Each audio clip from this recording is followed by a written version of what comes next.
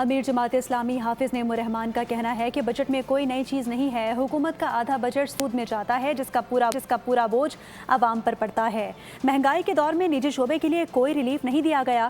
انہوں نے نجی شعبے کے ملازمین کی تنخواہوں میں اضافے کا مطالبہ کر دیا۔ بجٹ وفاقی حکومت نے پیش کیا ہے، اس بجٹ میں کوئی نئی چیز نہیں۔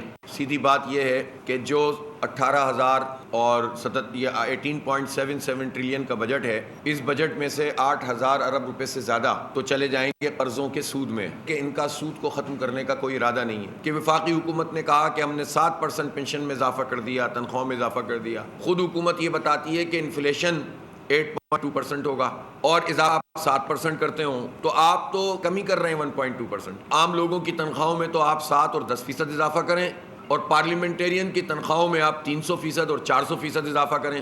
پھر یہ ہے کہ جو لوگ سرکار کے ملازم ہیں وفاق میں اور صوبے میں، ان پہ تو یہ امپلیمنٹ ہوگا تنخواہوں میں اضافہ، لیکن پرائیویٹ سیکٹر کے لیے کیا ہوگا؟ تو یہ بدترین نظام ہے جو عام لوگوں کو کرش کرتا ہے۔ حکومت سندھ نے کہا کہ ہماری 43,000 روپے بیسک سیلری ہوگی، اور وفاق نے کہا کہ 40 یا 41,000 ہوگی۔